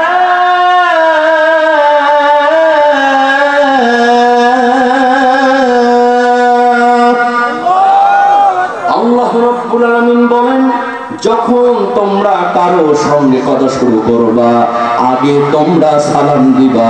জোরে কোন আইন টাকা আগে কি দিবা? আগে কি দিবা? আমার ভাইয়ের, আমরা কি সালাম দিই? বিয়ে করে 30 বছর 50 বছর হয়েছে, জীবনে বউরে আগে সালাম দেন না। এরকম প্লেয়ার আছে না নাই? আল্লাহর নবী বলছেন, যারা স্বামী স্ত্রীর মধ্যে সালাম আদান প্রদান চালু রাখবে তাদের ঘরের মধ্যে রহমত বরকত দিয়ে আল্লাহ পাক ভরিয়ে দিবেন। জোরে কোন সুবহানাল্লাহ। আপনারাও সালাম দেন না, বাচ্চাদেরকে সালাম শেখান না। মারা তো বাচ্চাকে কোলে নিয়ে সালাম দেবে, বাবা বলে টাটা টাটা। বিশ্বাস করেন মা, যেই সন্তানকে ছোটবেলাতেই সালামের বদলে শিখাবেন বাবা বলো টাটা, ওই সন্তান বড় হলে আপনার মুখে মারবে ঝাঁটা। পরে কেঁদে লাভ আছে? বাজার, আমি হাসির জন্য বলছি না, এটা একটা মাদ্রাসা, কথা বলেন ঠিক কি? এই যে করোনা যখন হয়েছিল, বলেন তো ওই করোনার টিকা কি সুস্থ মানুষের জন্য ছিল না অসুস্থ মানুষের জন্য ছিল? এই তো ভুল বললেন। অসুস্থ মানুষ যার করোনা একবার হয়ে গেছে তারে কিন্তু টিকা দিতে নিষেধ করেছিল। সুস্থ তারে করোনার টিকা দিতে বলেছিল যাতে করে নতুন করে করোনা না ঢুকে। কথা কোন ঠিক কি? ঠিক ছোটবেলাতেই বাচ্চাদেরকে কোরআনের টিকা দেওয়া লাগবে। কিসের টিকা? এই কোরআনের টিকা দেওয়ার জন্য আপনাদের কপালভাবে এলাকায় জুন্নুরাইন ইসলামিক ইনস্টিটিউট মাদ্রাসা প্রতিষ্ঠিত হয়েছে। কথা বলেন ঠিক কিনা? আমার ওস্তাদ হাফেজ হাবিবুর রহমান সাহেব তিনি অনেক যত্ন করে বাচ্চাদেরকে কোরআন শেখাচ্ছেন। বিশ্বাস করেন, এই কোরআনের টিকা যদি বাচ্চাদের মধ্যে ঢুকে, ওই বাচ্চা কোনোদিন ইয়াবাখোর হবে না, ওই বাচ্চা কোনোদিন মাদকাসক্ত হবে না, ওই বাচ্চারা কোনোদিন মা বাবাদেরকে ঘাট ধরে বের করে দিবে না। কথা কোন ঠিক? কারণ ছোটবেলাতে আপনার বাচ্চারা যা শেখাবেন বাচ্চা তাই শিখবে। কথা কোন ঠিক? ও মা, ও মা, আমি আজও সতর্ক করছি, আপনারা সতর্ক হয়ে যান। কারণ বর্তমানে মায়েরা নিজেরা কোরআন পড়েও না, বাচ্চাদেরকে কোরআন শেখাতেও চায় না। এই যে মুরব্বী বলতে পারবে, আজ থেকে 50 বছর আগে প্রত্যেকটা বাড়ি থেকে সকাল হলে কোরআন তিলাওয়াতের গুনগুন আওয়াজ বেশি আসতো, আসতো না? এখন আর পাওয়া যায়? সারা রাত স্টার জলসা জি বাংলা দেখেছে, কখন কোন সিরিয়াল সব মুখস্থ, সারা রাত থেকে সকালে কোনো খবর নাই। বাচ্চাও ঘুমায়, মাও ঘুমায়, দুই একটা জায়গায় আবার শেখায়, গান শেখায়। কি শেখায়? গান নিয়ে হারমোনিয়াম। সকাল হলে সা সা রে গা রে গা মা গা মা পা মা পা ধা পা ধা নি ধা নি সা। মিথ্যা বললাম? 10,000 টাকা দিয়ে গানের মাস্টার রাখছে। কয় হাজার? 10,000 টাকা দিয়া। কিন্তু কোরআন পড়ায় 500 টাকা দিতে চায় না। দেওয়ার সময় হুজুর আমি না শুনছি কোরআন শহীদ করা টাকা নেওয়া জায়েজ নাই। 200 টাকা দেওয়ার সময় জায়েজ না জায়েজ খুঁজেন, আর 10,000 টাকা দিয়ে গানের মাস্টার, ইংলিশের মাস্টার রাখছে। কথা কোন ঠিক কি? ও মা, আমার কথায় কষ্ট নেবেন না। আপনি যদি এখনই সোজা না হন, ওই সন্তানের জীবনটা নষ্ট হয়ে যাবে। কথা কোন ঠিক কি? এই যে ঢাকা একটা বসুন্ধরা সিটি আছে, দেখেছেন আপনারা? কেউ জান না? এই বসুন্ধরা সিটি মার্কেটের মধ্যে যাবেন, দেখবেন কিছু ডিজিটাল মা সেখানে দেখা যায়। ডিজিটাল মা এই জন্য বললাম, কুত্তার বাচ্চা বিড়ালের বাচ্চা কোলের মধ্যে নিয়ে মার্কেটে যায়, কুত্তার বাচ্চা বিড়ালের বাচ্চা কোলের মধ্যে রাখে, আর নিজের বাচ্চা নেয়ার জন্য আলাদা কাজের মহিলা পালে। আছে না নাই? প্যান্ট গেঞ্জি পরে মার্কেটে যায়, এক দোকানে 14 বার করে ঘোরাফেরা করে। ছোট্ট বাচ্চার যখন একটু পর পর পেশাব লাগে, তাই মাম্মি আমি পেশাব করবো, ওরা তো মাকে মা বলে না, তাই মাম্মি, বাবাকে বাবা করে না, তাই ড্যাডি, যা শিখাইছে তাই শিখছে। কথা বল ঠিক কিনা? একটু পর পর পেশাব লাগে, মাম্মি পেশাব করবো। ডিজিটাল মা চিন্তা করে, এই বসুন্ধরা সিটি মার্কেটের মধ্যে সে যদি বাচ্চা পেশাব করব বলে, তাহলে তোমার প্রেস্টিজ পাংচার হয়ে যায়। মায়ের বারবার করে সন্তানকে শিখিয়ে দিয়েছে, বাবা এখন থেকে তোমার যখন পেশাব লাগবে তুমি বলবা আমি গান করব। কি করব?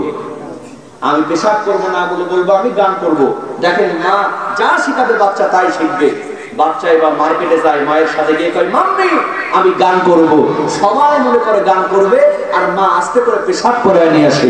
বলেন তো সিস্টেমটা ভালো না খারাপ? এর কয়েকদিন পরে ওই সন্তানের নানা 2 বার হজ করেছে। এরকম মুরব্বী মানুষ অনেকদিন পর গ্রাম থেকে ঢাকা শহরে গিয়েছে। যাওয়ার পরে বলতেছে, মা একটা রাতের বেশি তোর বাড়িতে থাকতে পারবো না। ছোট্ট নাতি এখন বায়না ধরেছে, না না একটা রাতের বেশি যখন তুমি থাকবা না, ওই একটা রাত আমি তোমার সঙ্গে ঘুমাবো। নানা নাতির সম্পর্ক ভালো না খারাপ? নানা নাতি একসঙ্গে রাতের বেলা ঘুমিয়েছে। রাত 2টার সময় নাতি নানার ডাক দেয়া কয়, নানু আমি গান করব। নানার মেজাজ ভালো হবে না খারাপ হবে? নানা ডাকে, রাত বাজে 2টা, নাতি বলতেছে নানু আমি গান করব। নানা মনে মনে চিন্তা করে, সর্বনাশ, রাত 2টার সময় নাতি যদি গান শুরু করে, পাশের ঘরের থেকে মেয়ে জামাই মনে করবে হাজি না পাজি, রাত 2টার সময় নাতির কাছে গান শোনে। নানা কয়, নাতি রে এত রাতে তোরে গান করতে দেয়া হবে না, যা গান করার সকালে করিস।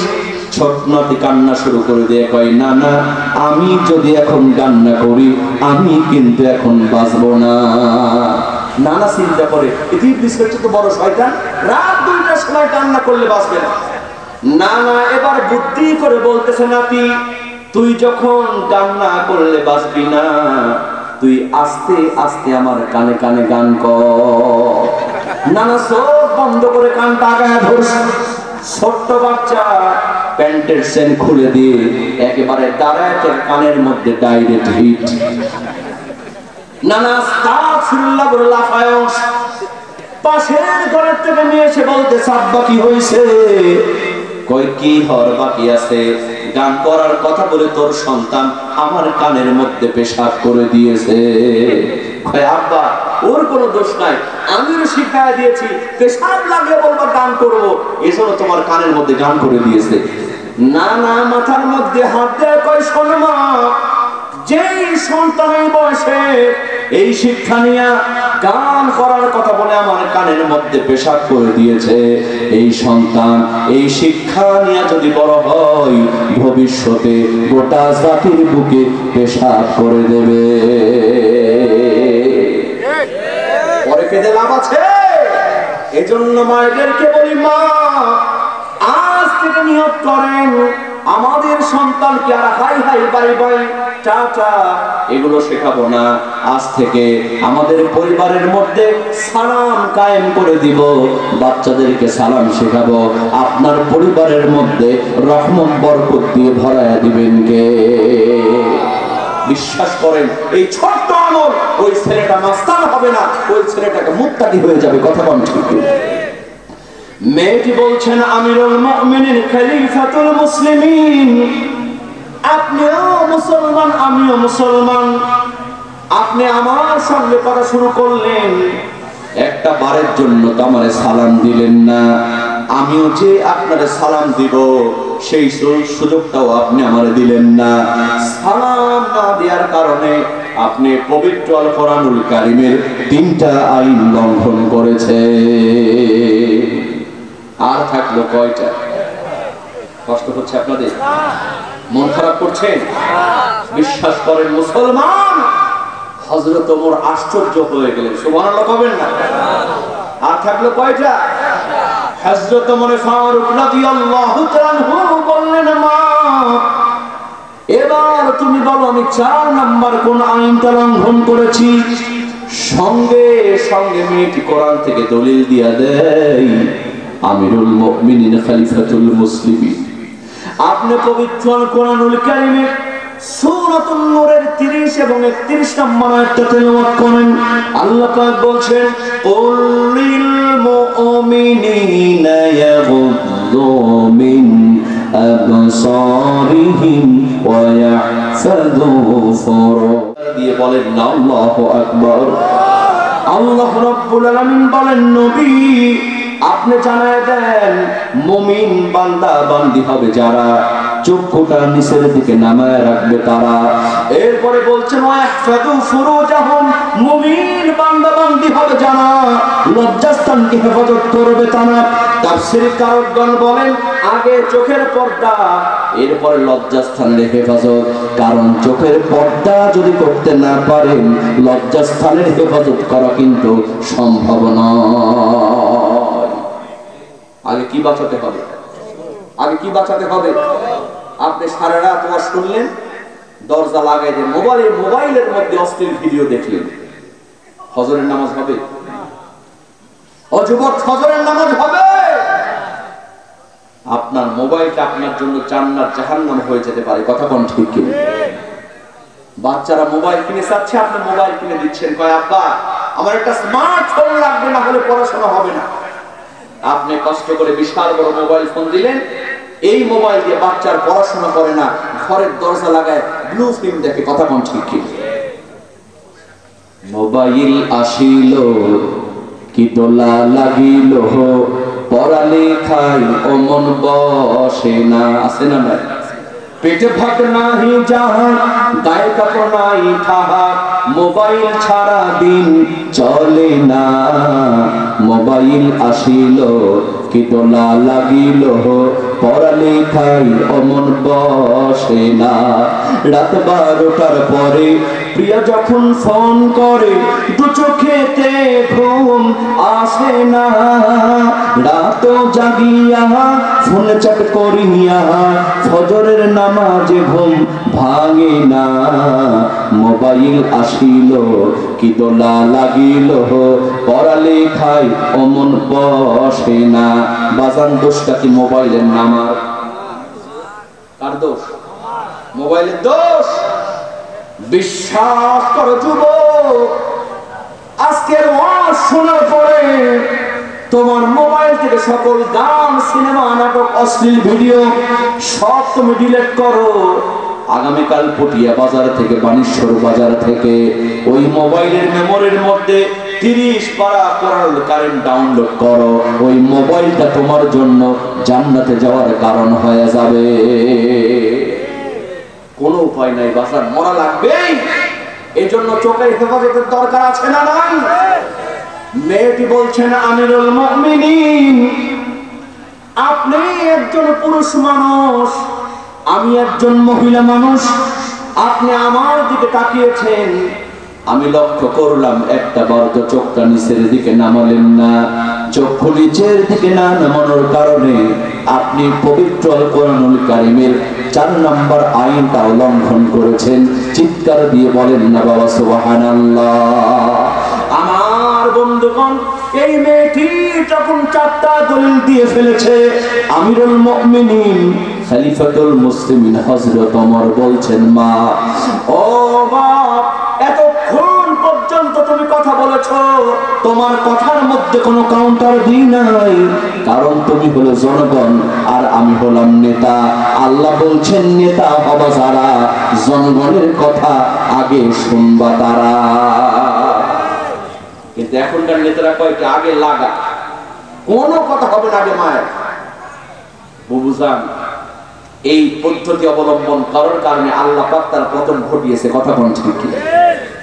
বুবু গো ও তুমি কেমন নৌকার মাঝি, তোমার নৌকার বৈঠা চলে না। জনগণের কথা না শুনে অহংকার করেছে, যেই অহংকার করবে তার পতন নিশ্চিত। কথা কোন ঠিক কিনা? খুব সাবধান। হযরত ওমর বলছেন, মা তোমার সম্পূর্ণ কথা শোনা আল্লাহ পাক আমার জন্য ফরজ করেছেন, কারণ আমি হলাম নেতা আর তুমি হলে জনগণ। জোরে কোন সুবহানাল্লাহ। এজন্য মা এতক্ষণ পর্যন্ত তোমার কথার মধ্যে কোনো কাউন্টার দিই নাই। এবার মেয়ে তুমি শোনো, আমি তোমার বাড়িতে এমনি এমনি প্রবেশ করি নাই। আমি যে তোমার বাড়িতে প্রবেশ করেছি আমার কাছেও কিন্তু কোরআনের একটা দলিল আছে। সুবহানাল্লাহ। বাড়িতে গিয়ে আমার কথা কি আপনারা বুঝতেছেন না? এই কোরআনটা কি মহা ঔষধ না? এই কোরআন নামক মহা ঔষধ দিয়া সব রোগের চিকিৎসা হবে। কথা কোন ঠিক কিনা? হযরত ওমর বললেন, এমনি এমনি ঢুকি নাই, আমার ঢোকার জন্য এই কোরআনের একটা দলিল আমার কাছে আছে না নাই। গভীর মনোযোগ মুসলমান। সঙ্গে সঙ্গে মেয়েটি বলছেন, আমিরুল মুমিনিন কোন দলিল দিয়া আপনি আমার ঘরে প্রবেশ করলেন আমি একটু জানতে চাই। আপনারা কি জানতে চান? কারা কারা জানতে চান? দুহাত তুলে আল্লাহকে দেখায় দেন। লিল্লাহি তাকবীর, লিল্লাহি তাকবীর। আল কোরআনের আলো সংসদে জালো, তোমার নেতা আমার নেতা। লিল্লাহি তাকবীর। আমার বন্ধুগণ, আল্লাযীনা ইম্মাক্কান্নাহুম ফিল আরদ, জমিনের মধ্যে নেতা হবে যারা, চারটা দফা কায়েম করবে তারা। এক নাম্বার হলো আকামুস সালাত, নেতা হবে যারা নামাজ কায়েম করবে তারা। দুই নাম্বার হলো আতাউজ যাকাত, নেতা হবে যারা যাকাত কায়েম করবে তারা। তিন নাম্বার হলো আমারু বিল মা'রুফ, নেতা হবে যারা সৎ কাজের আদেশ করবে তারা। চার নাম্বার হলো ওয়া নাহাউ আনিল মুনকার, নেতা হবে যারা যেখানে অন্যায় কাজ হবে, অশ্লীল কাজ হবে 144 ধারা জারি করবে তারা। জোরে কোন সুবহানাল্লাহ। হযরত ওমর বলছেন, মেয়ে তুমি অশ্লীল বিরহের গান বলছো, ওয়া নাহাউ আনিল মুনকার দ্বারা তোমার গানে বাধা দেওয়ার জন্য সামনের দরজা পেছনের দরজা দেখার দরকার নাই। তোমার কাছে পারমিশন নেওয়ার প্রয়োজন নাই, কারণ পুলিশ যদি আসামি ধরতে যায়, আসামিকে ফোন করে যদি বলে আসামি ভাই আপনি থাকেন আমি আসতেছি, ওই আসামি থাকবে না ভাগবে।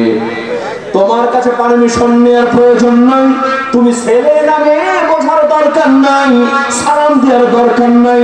তোমার অশ্লীল কাজে বাধা দেয়া আমি নেতার জন্য আমার আল্লাহ আমাকে আগে ফরজ করে দিয়েছে।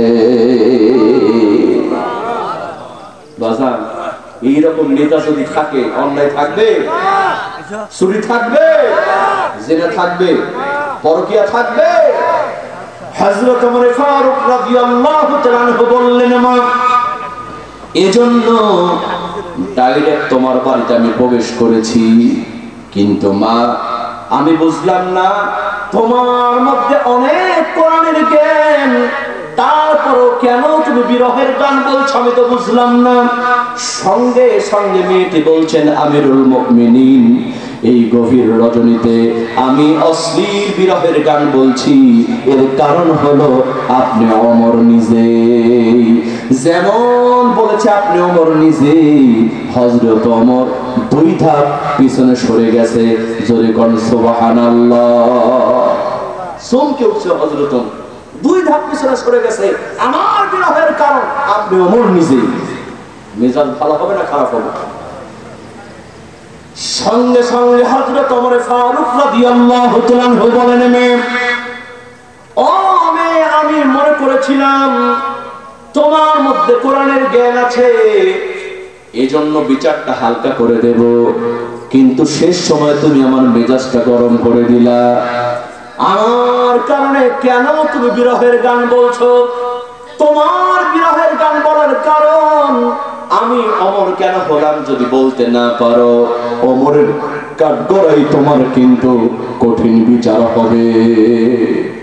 আমার ভাইয়েরা, সঙ্গে সঙ্গে মেয়েটি চোখের পানি ছেড়ে দিতে শুরু করেছে। মেয়েটির চোখ বেয়ে পানিগুলি জমিনের মধ্যে পড়ে যাচ্ছে।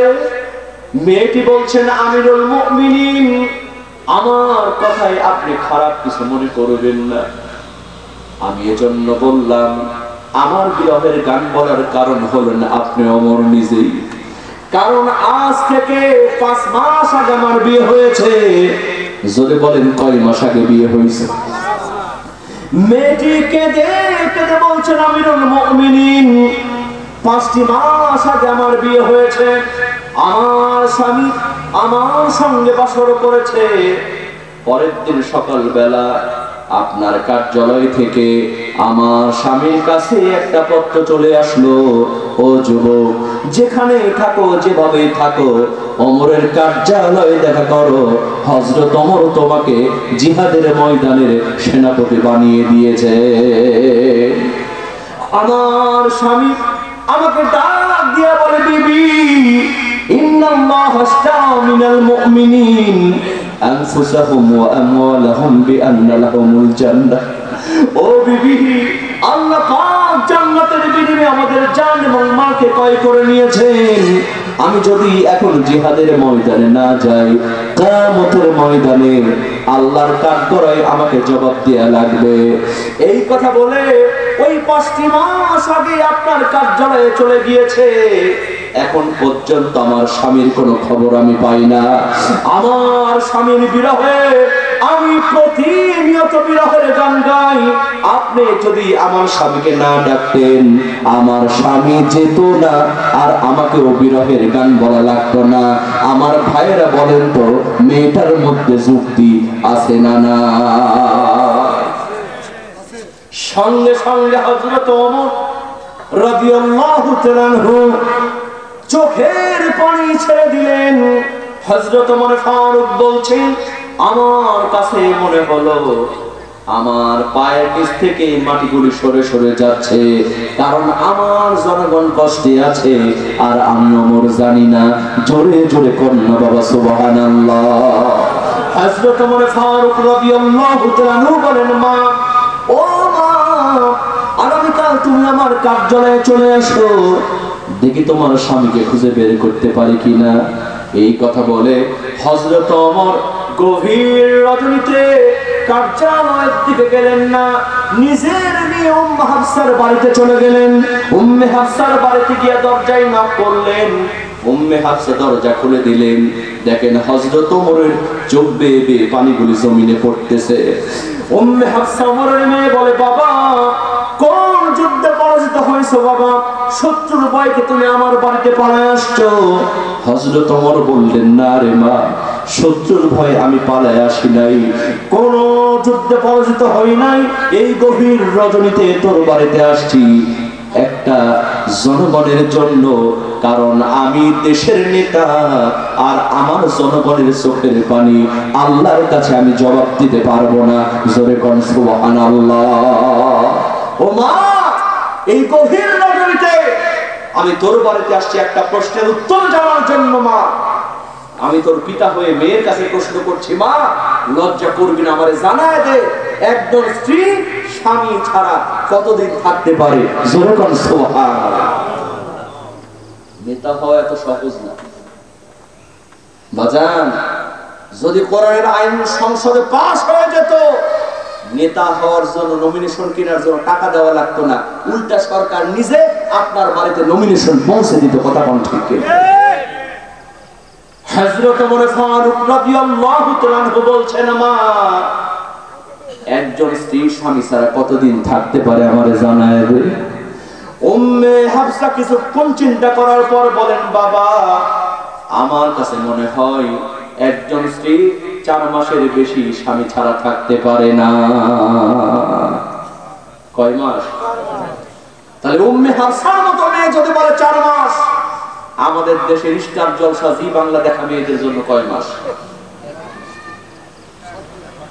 হ্যাঁ 7 দিন করে বাজান পরকীয়া কমেছে না বেড়েছে? একটু খেয়াল করবেন, ওয়াজগুলো বোঝার চেষ্টা করবেন। জি ফাহিম ভাই দান করছে, যেটা আবার শুনবো, আগে শেষ করে নিস আবার শোনা, কারণ এক ওয়াজের মধ্যে আরেক ওয়াজ করতে গেলে বিপদ, ঠিক কিনা? আর এটা তো ক্যাসেট না যে এবার ভলিউম দিলাম আর চলতেই থাকবে। জি সবার কথা বলবো ইনশাআল্লাহ, আল্লাহ কবুল করুন। বলে না আমি কি কষ্ট হচ্ছে নাকি আপনাদের? যে আমার ভাইরা, একজন স্ত্রী স্বামী ছাড়া 4 মাসের বেশি থাকতে পারবে না। যে বলবে যে হুজুর তাহলে যারা বিদেশে থাকে তারা কি করবে? 3 বছর 4 বছর বাজার মাসালা বুঝা লাগবে। আপনি 4 বছর থাকেন 5 বছর থাকেন সমস্যা নাই, স্ত্রীর অনুমতি নিয়ে থাকা লাগবে। কিন্তু অনুমতি ছাড়া 4 মাসের বেশি থাকা যাবে? মনে থাকবে? মনে থাকবে?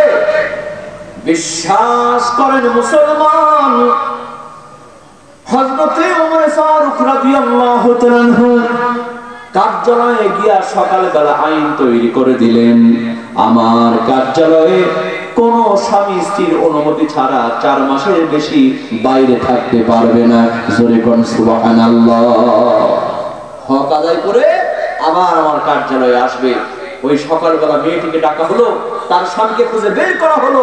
এবার বলল হযরত ওমর ফারুক রাদিয়াল্লাহু তাআলা বললেন, যাও তোমাদেরকে ছুটি দেওয়া হলো। জোরে কোন সুবহানাল্লাহ।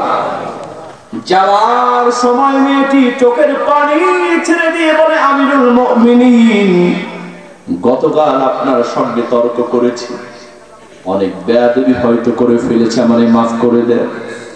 হযরত ওমর ফারুক রাদিয়াল্লাহু তাআলা বলেন, মেয়ে তুমি আমার কাছে মাফ চেও না, বরং আল্লাহর ওয়াস্তে আমারে তুমি মাফ করে দাও। তোমার হক নষ্ট করে তোমার স্বামীকে আমার কার্যালয়ে রেখে দিয়েছি, কিয়ামতের ময়দানে তুমি জনগণ হয়ে আল্লাহর কাজ করার অভিযোগ যদি করো, আমি নেতা ওমর কিন্তু আল্লাহর সামনে জবাব দিতে পারবো না। জোরে জোরে কন্যা বাবা সুবহানাল্লাহ।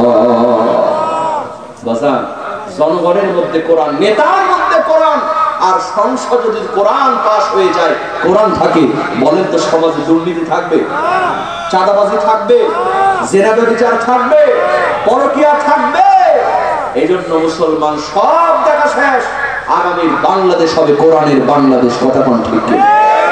আপনি যে দল করেন সমস্যা নেই, বিএনপি করেন সমস্যা নাই, কারণ বেগম খালেদা জিয়ার মধ্যে কোরআন আছে না নাই? কোরআন নাই? আপনাকে যখন কবরে রাখা হবে তখন কি বলা হবে যে বিসমিল্লাহি আলা মিল্লাতি বিএনপি, বিসমিল্লাহি আলা মিল্লাতি জামাত ইসলাম, বিসমিল্লাহি আলা মিল্লাতি আওয়ামী লীগ? এটা বলা হবে? বিসমিল্লাহি আলা মিল্লাতি রাসূলিল্লাহ। আমাদের প্রথম পরিচয়, আমরা হলাম মুসলমান, আমাদের সংবিধান হলো আল কোরআন। কথা কোন ঠিক কিনা? এজন্য মুসলমান এই কোরআনের মাদ্রাসা, কোরআন প্রতিষ্ঠিত করতে হলে কোরআন বুকে ধারণ করা লাগবে। কথা কোন ঠিক কিনা? এই মাদ্রাসার জন্য, এই কোরআনের জন্য আমরা সবাই কাজ করতে রাজি আছি কিনা? সবাই রাজি আছেন তো? আল্লাহ তুমি কবুল করো। বলে না আমিন। জোরে বলে না আমিন। সবাই একটু নামাজের মতো করে বসেন।